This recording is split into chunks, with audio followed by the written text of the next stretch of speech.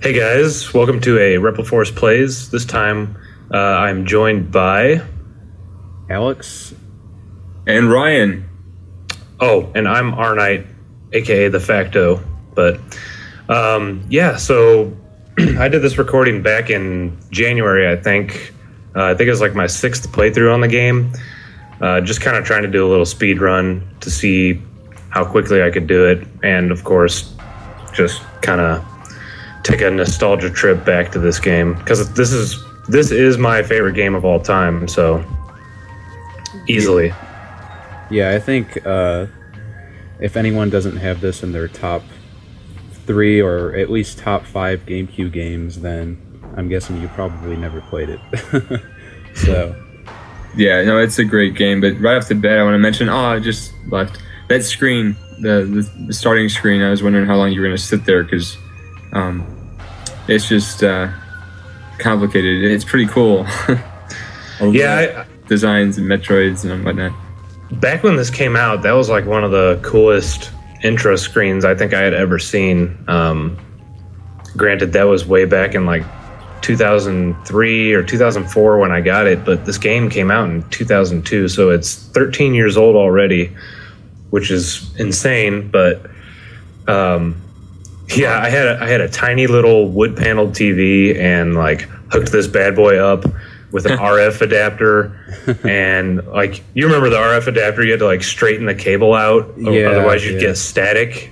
Yeah. But yeah, man, I turned on the TV and saw that intro screen, and like, people talk about trying to be immersed in an experience, and like, well, you gotta have a 55-inch TV and 3D glasses and more immersion, but I had like a 12-inch TV and I was fully immersed in this game. It didn't matter. Yeah.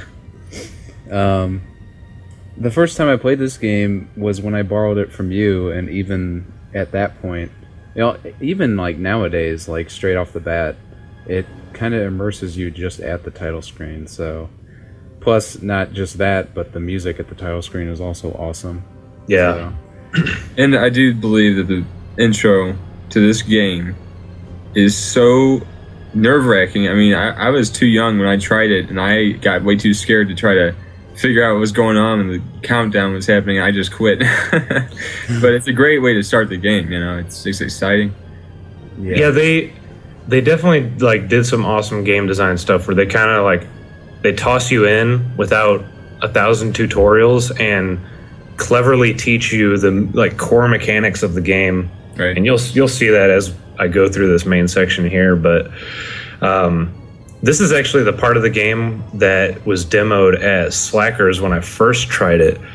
And when I tried it at Slackers, like I said, it was just this part, and I was like, I don't understand what this is.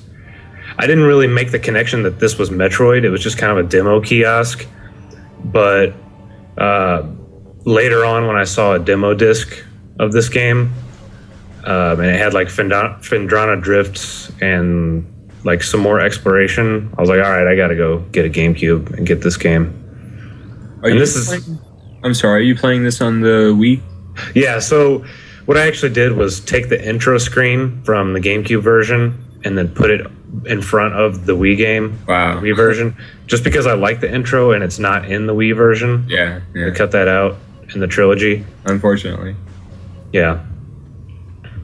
But the Wii version is really good, and in fact, you can get it on Wii U now. And if you haven't played this, I definitely recommend you go get the trilogy.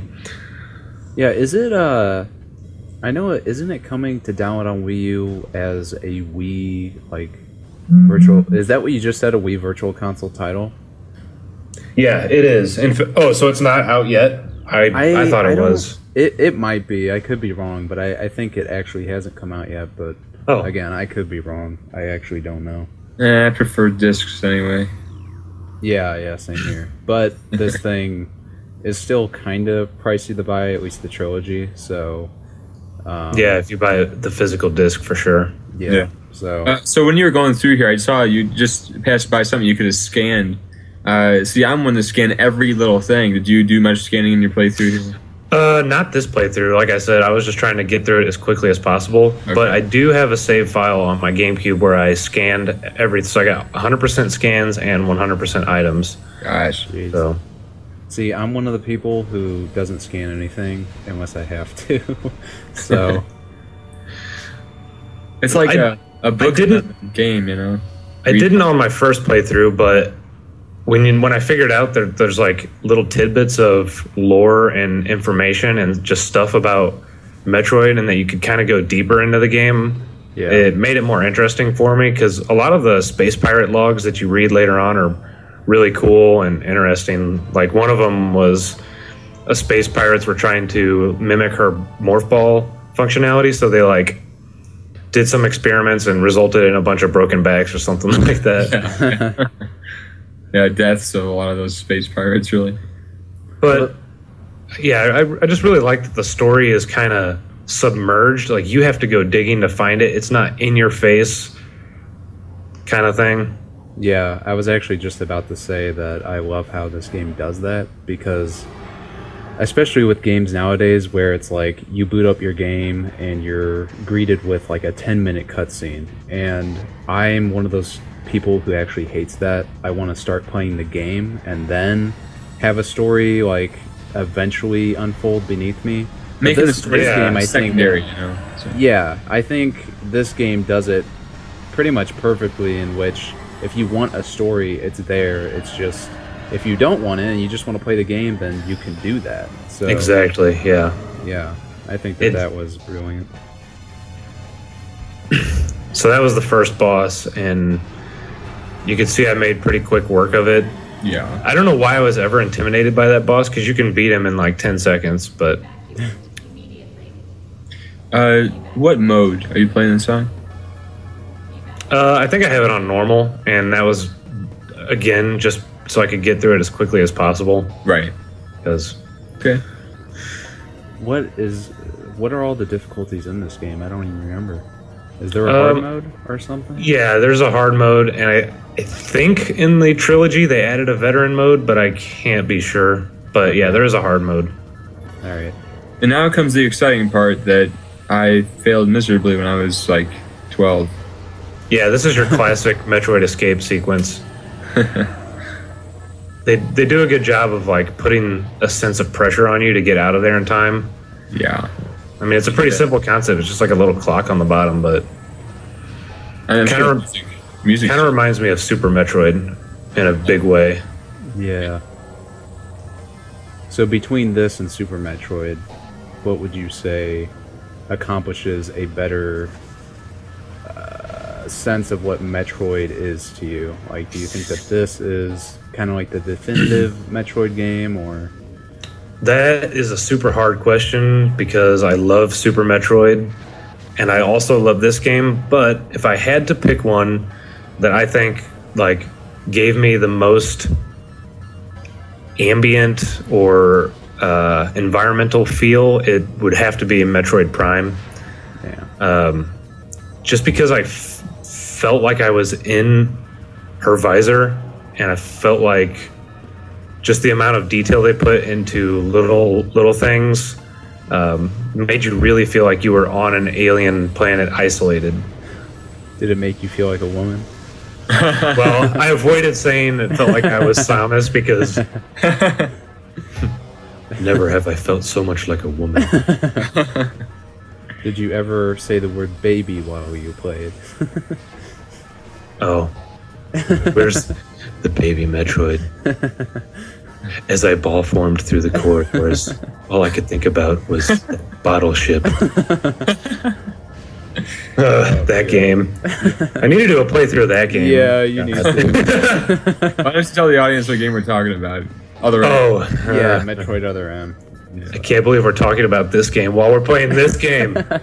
This part always like threw me off. I was like, which direction was supposed to go, and you gotta like be quick about it. Ryan, there are two directions you can. Wait, do I go backwards or do I go forwards? I never thought that you have to follow the thing that's about to shoot out at you. Yeah, at no, first when I was 12. cut me some slack. Come on. Wait a minute. Do I go through this wall or do I go down the hallway? Exactly.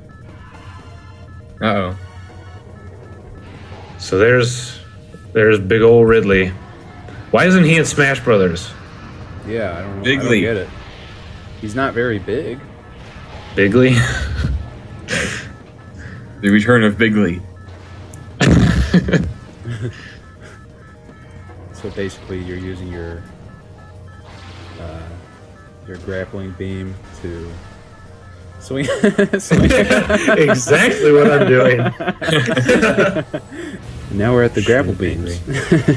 And here we will grapple beam across the water. She lands feet in the right at all times. So as you just saw, you use the grapple beam to get across that gap. Pretty soon you're gonna do a barrel roll. Whatever happened to that Metroid Star Fox Fusion Saga? Yeah, I don't No. It's Star Fox Metroid Fusion Saga. Do a morph ball. Yeah. Fusion. So here's the classic lose your suit stuff, which everyone complains about, but I actually like it because it requires you to Do something. yeah, it requires you to do something. Now I have to do a thing. Wait, people complain about that?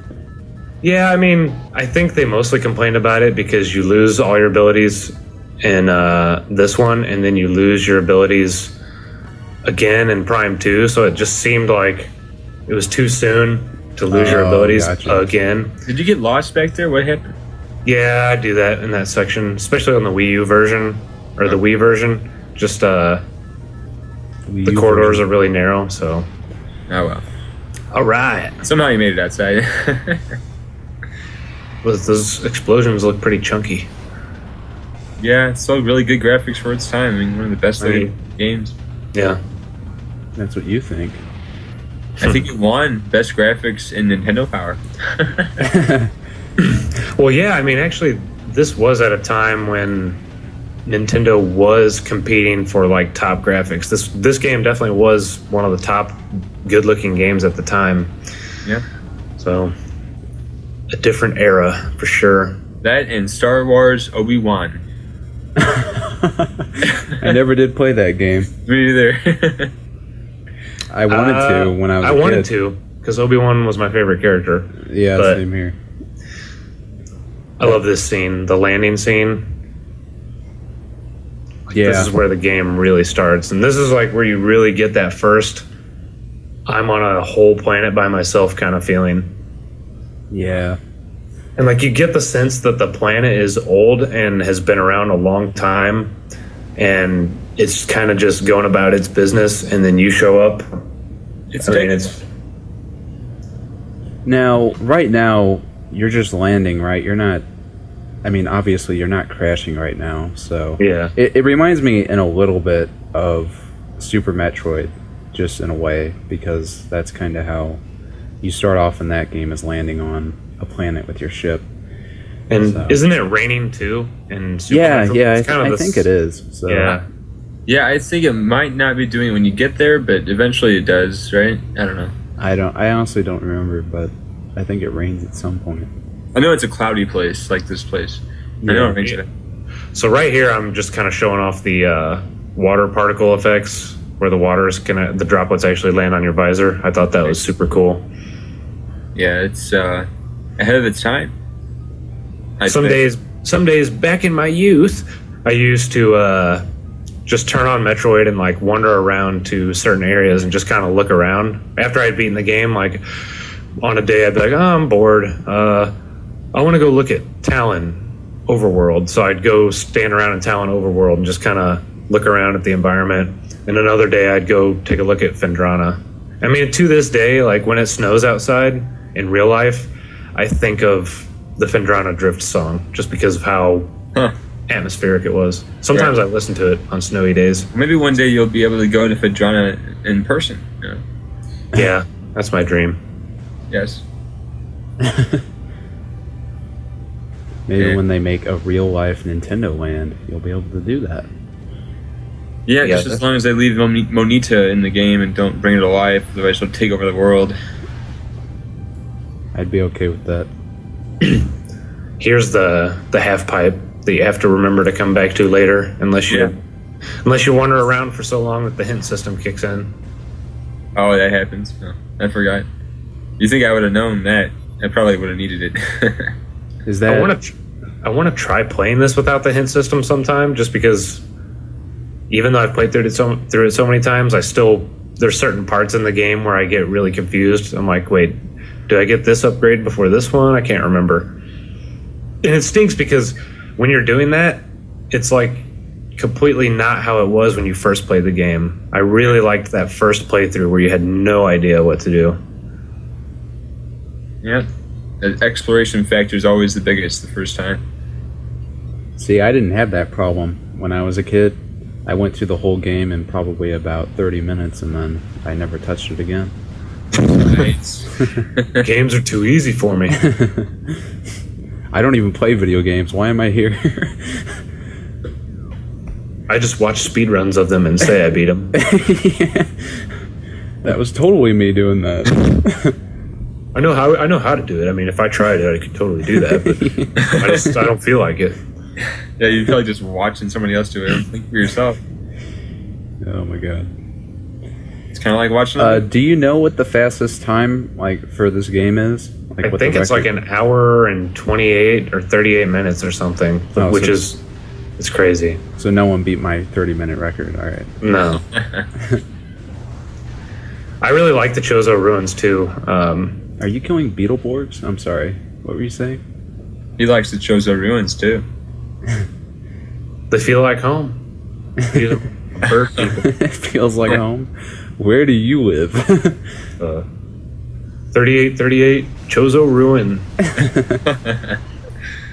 Man, you're gonna get hit. Oh, you didn't get hit? Wow. One of these hallways on the GameCube version can sometimes glitch and freeze your game. Luckily, they fixed that. Do you think it happens whenever you go through it as fast as you're going through it now? I don't know if that has anything to do with it, but You're just going too fast. He's going too fast. He's speed running. I hate those. What are they? Wasps or something? Oh yeah. Is Winnie the Pooh in this game? Oh, wow, that was quick. Yeah, I cut that fight out because it's really annoying on the Wii U version. The And Wii U you version do keeps well. saying that. Did you fail?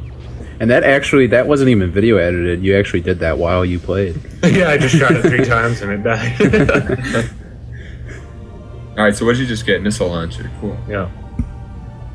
Nice. Yeah, whenever I get the missile launcher and I start to use missiles, I'm so hesitant to ever use one. It's like I only use it whenever I have to open a door like that, or the enemy is just taking way too long to destroy by using the power beam. Yeah, that's one thing I liked about this game is you had infinite beam ammo, but you had to conserve your missiles. So you couldn't just blindly fire missiles. With Prime 2, they make you conserve your ammo for everything, which got a little old, but it's not bad. Yeah, that's not the worst part about Prime 2. But just look at like the geometry of this place. Like they did an awesome job making no 2 rooms look identical at all. Like every single room has a unique shape, unique geometry, and hardly any repeats in this game. Like compare that to games like the original Halo, where I felt like I was walking down hallways and I couldn't distinguish them. This game like definitely does a good job of making each room seem different, so you can remember where you are without being completely and utterly lost.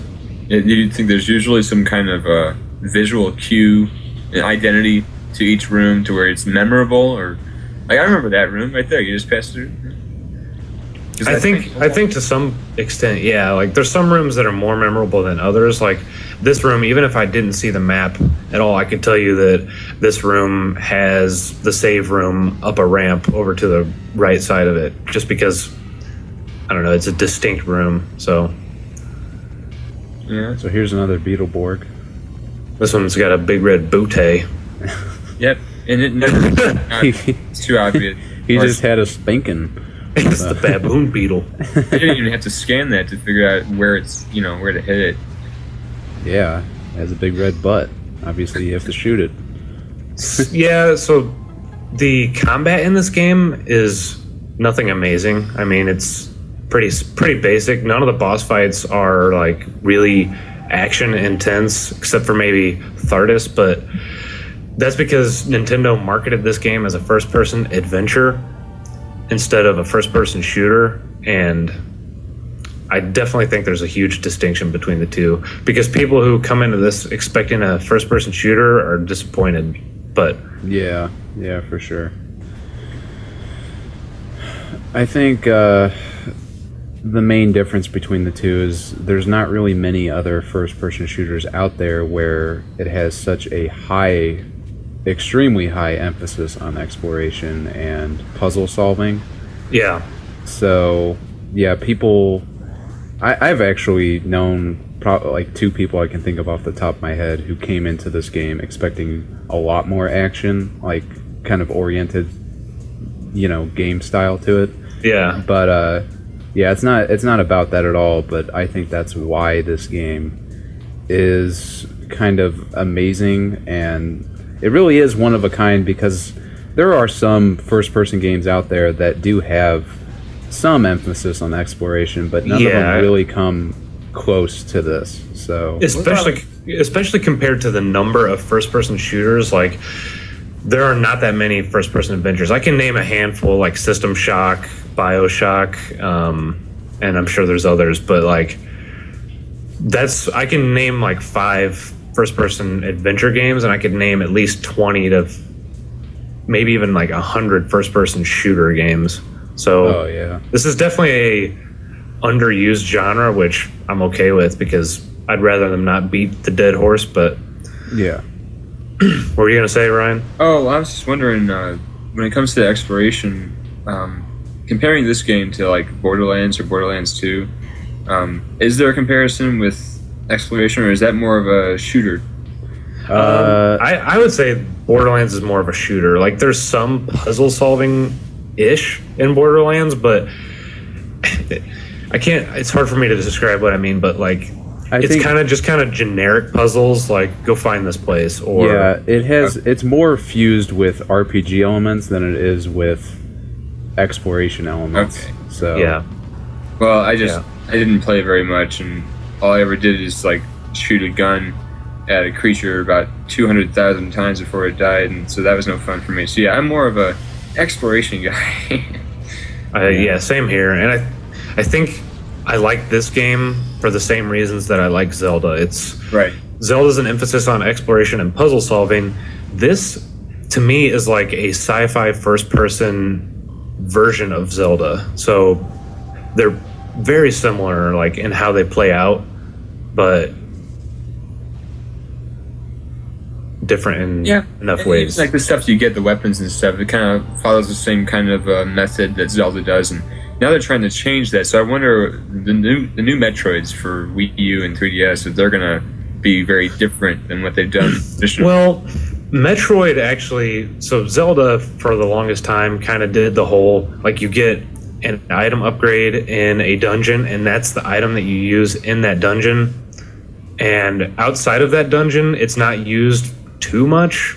I know that's the case for a lot of Zelda games, but like Metroid definitely makes you use your entire arsenal more throughout the entire the entire world, entire game. Yeah. It's almost like in Zelda, all the kind of like extra weapons or items that you get are like kind of like bonuses, like for that specific dungeon you're in, and it might be necessary to get through it. But with Metroid, it really is kind of more of an upgrade, where that's something that you're going to be using throughout the rest of your playthrough. So, and it's almost like the missiles, you aren't just going to use them to solve certain puzzles. Sometimes you'll use them for enemies. Same with, maybe a power bomb or something. Whereas in Zelda, like if you get a hammer, you're only going to use that for the puzzles. You're never going to use that in many other situations. So, right. Yeah, I don't know. I feel like in Metroid, like when you get an upgrade, it feels like you're becoming more powerful, and in Zelda, it just feels like, I got a little bonus item. That's it. More to add to your collection of like stuff that sits in your pocket. Yeah, in that sense, I would like Zelda to steal some of that from Metroid. Like, Right. I would love it if I got an item in Zelda and then I needed to kind of think of different ways to use that item later in the game. Like, maybe I got an item in the first dungeon, but I need it to find a bunch of secrets later on. That would be really cool, and I think definitely could get some benefit from that, which probably will happen because the next Zelda is more open world, and I could definitely see them making you use your items in more versatile ways and not just once. So we'll definitely see. Yeah, when I think about the open world is the next Zelda, and I had to push it back to make it even bigger, and it just makes me think the next Metroid has got to make a step up, and I hope it's a first-person shooter for the Wii U.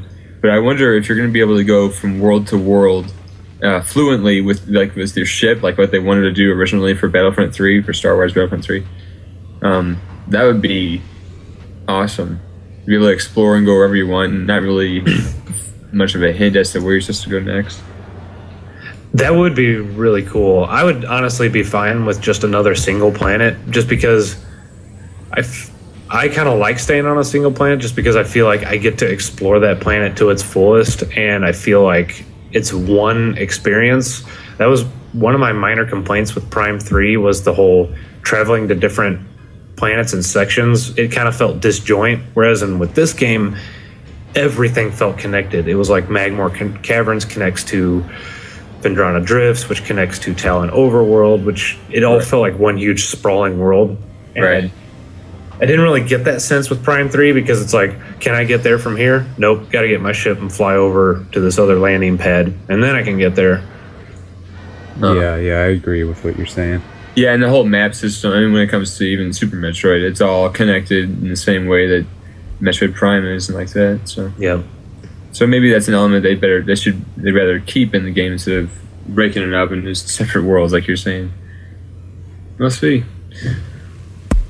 And then there's the 3DS one that, I mean, mark my words, I bet it's going to be a side scroller, and we'll see. But I want something, I'm really hoping that this is the year, if not this year, but next year, or sometime soon at least, that this is the year of Metroid again. Because, like, if you think about it, so Metroid Fusion is still one of my favorite 2D Metroid games. That game is amazing. I have, like, hardly any complaints about it, if I can even think of one. And when I am thinking of a complaint, it's a stretch. But that game came out at the same time as Metroid Prime. Like, on the same day, we got Metroid Prime and Fusion.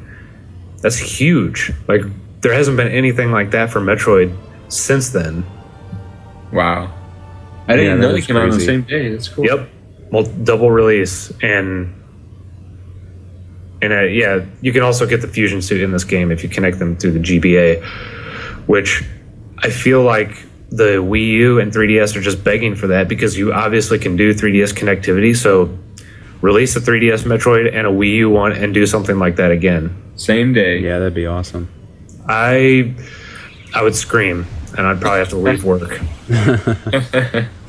There is literally no way I could focus for the rest of the day. If they announced that and I was sitting at my desk, I would just have to, like, take the rest of the day off as vacation time. That would be awesome. Change my pants. I would go to the midnight release for that one. No, I'd you go to the wouldn't. midnight release dressed as Samus. No, I'm going to go as Bigley. I'll go as Samus. I'll go as these things that you're killing right now. I'll go as Candon in Oh, slug God. form. It was just like wear a big green slug suit and like wiggle your way up to the GameStop I'm doors. Candon. Remember me? Best Metroid character ever. I wish I could have got good at Metroid Prime Hunters, but I just could not get the controls down. I didn't play it enough. God, yeah, the controls were horrible. So I don't know if you knew this. Metroid Prime 3 actually has a tie-in with the Hunters game, which I don't like. But if you get 100% completion on Metroid Prime 3, you'll actually see Psylocke's ship come flying after Samus. Right, I thought it was Why? Sonic's. Actually, What does that signify? Metroid I I don't know what it signifies. It probably signifies nothing because there hasn't been a Metroid Prime 4. Yeah, they just threw it in there like, this will be funny. That's kind of what I was getting at. Like, why did they even put that in there? I wouldn't put it past them because they had that whole scan log thing going on where, like, as Metroid Prime 3 was coming out, Metroid Dread was like on people's minds. Like, that was the talks back then, and there was this really suspicious scan pirate log you could get in Metroid Prime 3 that said something like Metroid Project Dread is nearing completion. Right. And then someone asked Retro about it. They're like, oh, that's coincidence. I know they were trolling. They had to have been. Yeah. Yeah. I almost feel like that was a game that was being made and it was probably canceled or something. Like, who yeah, I knows think why, there were. but- I think there were. So, that kind of sucks. But Were you just trying to cheat the system there and go over the? Yeah, I was seeing if I could hop over it, but apparently you can't. it's a good Didn't speed you- running technique. Yeah, I was just showing that I could do it. I didn't really want to, waste too much. Well, I remember it was either. Yeah, I think it was a Zelda game. But you were telling me one time over the phone about how you like cheated a system or a puzzle out of it, itself, and stood on the edge of something, and then used the hook shot to grab something else, and then you didn't have to solve the puzzle the way you're supposed to, or something. Oh, yeah, I can't remember. You're always looking for ways to do that. You cheater. Yeah, I hate playing games legitimately. It ruins the fun. I hate playing games. Why am I here again? All right, man. Well, you better not say that. It's not Favorite section. Boom. What is this? Boom. North Pole? Is Santa Claus here? Boom. What if Santa Claus just came riding by? You just see it. You know the part where you get out there and you see Ridley's shadow fly over Fendrana? It's a shadow of Santa's sleigh and you hear the bells. Right. Oh ho You just hear, ho! Merry Christmas. Oh my god! and then Adam Malkovich jumps out of the back of Santa's sleigh. It's like, Samus, I have allowed you to use your upgrades now. Oh, Thanks, God. Adam. But the baby. But if I use my upgrades, the baby, what will the baby think of me? Samus is such a motherly figure. Metroid Other M. I mean, we're gonna start some people. What would you do if Samus was your mom? I'd call her Other M. Other M. I'd call her Other Mother M.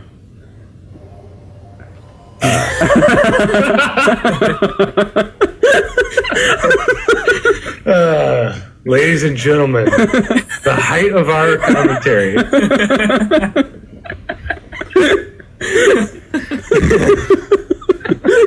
I just imagine someone at like a stand-up routine. They get up in the front of the crowd. They're like, got their mic, and they're like, "What would I call my mother?" Other M. I'm here all night. So anyway, the part where you just knocked the thing off with the missile, I couldn't figure that out for the longest time. Yeah, if I didn't remember that part, it would have taken me forever. And it did when I first played this game. Those But ice things look horrible to the point where I never wasted my missiles on them, and then I get frozen all the time. Ryan, so far throughout this commentary, it just doesn't sound like he would be a very good bounty hunter. no, he's like, oh, I was too scared to use my missiles. It's like the smallest enemy in the game, a little ice guy who will not. He won't even hurt you if you don't approach him. He's like, oh God, I'm afraid. If I use my missiles, I'll run out. That power beam, it didn't work, so I had to just go around them. You just wanted to leave him alone. Oh, that's a nice little guy. What the hell? I'm not are an you? interstellar bounty hunter. I'm an interstellar pacifist. These are the ones that freeze you. These are the ones that never freaked me out either. The Shimos. They were easy.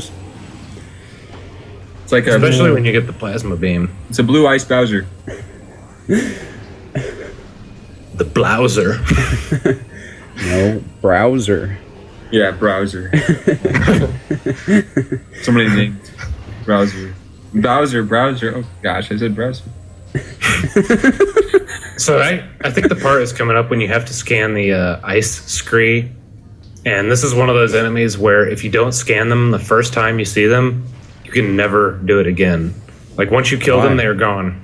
Oh, is there only one? Like the whole game? Oh, there's only one set. Once they fly at you. Oh wow, that's weird. Actually, it's not this section. You can see I pulled my scan visor out, anticipating them, but there definitely is a section in this area where if you kill them, too bad, you can't get 100% scans. Wow. And if you, and if you forgot that and then saved the game and then realized it, you would have to start over in order to get 100% scans. So, Jeez. Did that happen to you? So the first time I played through it, I didn't bother with 100%.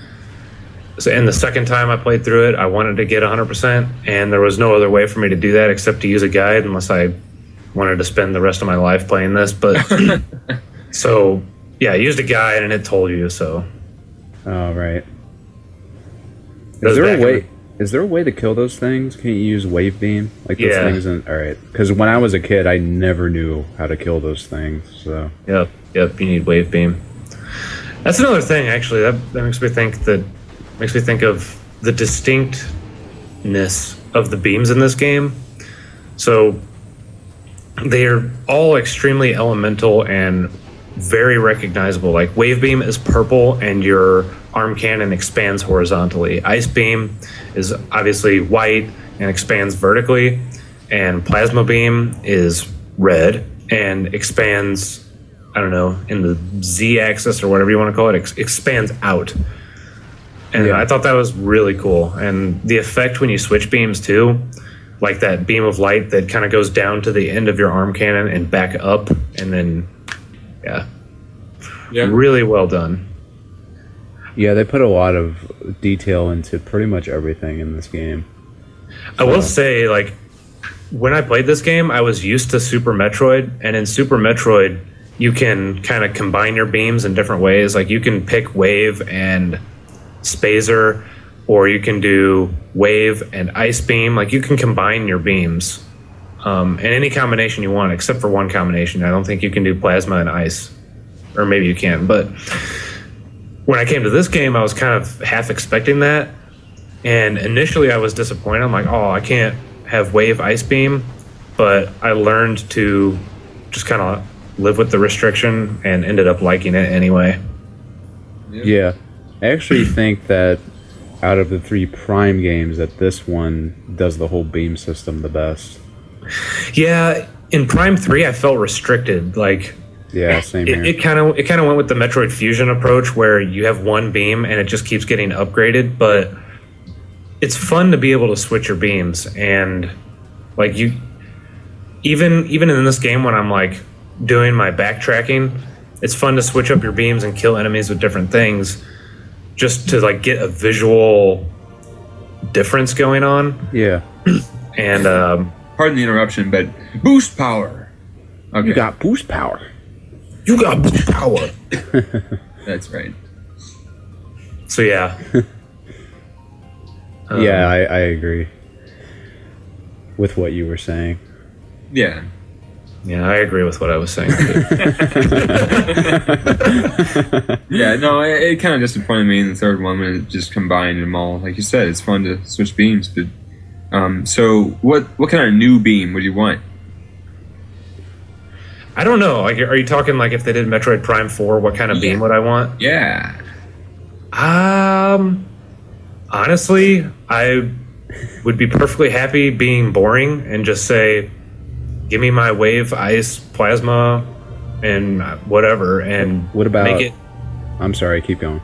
And make it 1080p, like just the visual upgrade to 1080p and like higher resolution and better textures and everything. I feel like would just do wonders for this game. Oh. But well, what about a grass beam? Yeah, yeah, they need a leaf beam. Or how about a water beam? Solar beam, you gotta like stand out in the sun and charge it up. Yeah, right. It's eco-friendly Samus. Like the dark beam. That was like dark matter for the second Metroid Prime or something like that, right? Yeah, and that was that was neat, but I almost feel like they were going with the whole Pokemon thing. Like, okay, we've done wave, ice, and plasma. Dark and light. Like, yeah. Same with Pokemon. They did red, blue, and green, and then they're like,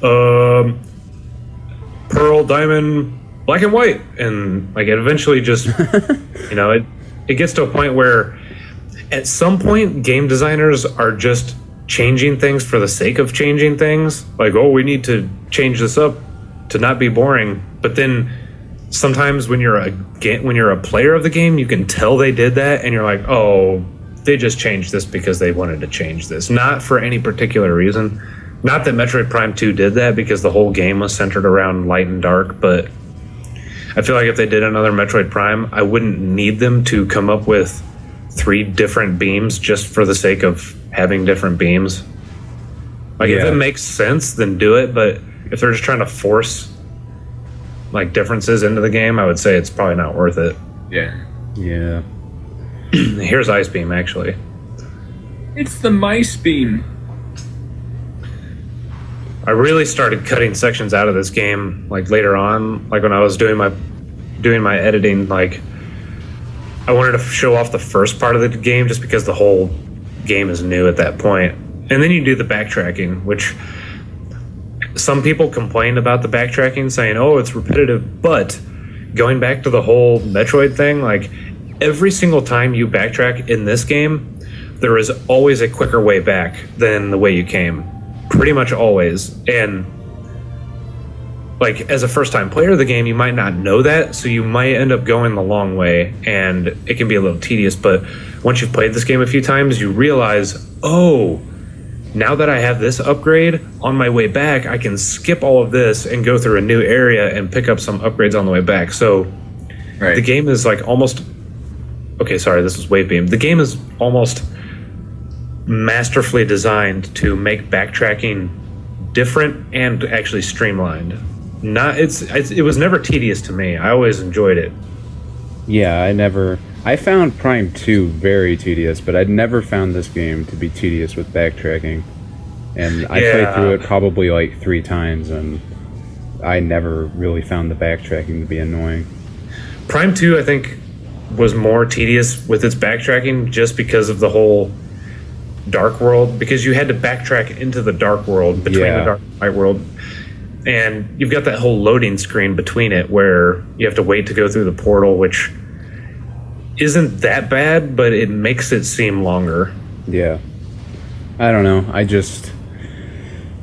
that's probably all the reasons. I mean, definitely probably the biggest reason was what you said, which is the dark world. It was just, I never actually beat the game because I did not want to do all of that backtracking through the dark world and finding whatever it was. I don't even remember. Was it keys or something? I don't even remember. So, yeah, that was the only Prime game I never finished fully. So, coming back to Prime 2 after all this time, it's a good game. Once you get over some of its flaws, it still had distinct atmosphere to it, and it's got I can't remember the name of the arm cannon. No, I'm just kidding. It's the game with the girl in the suit and the arm cannon. Metroid. No, it's got Torvus Bog and the Sanctuary Temple. But it's over.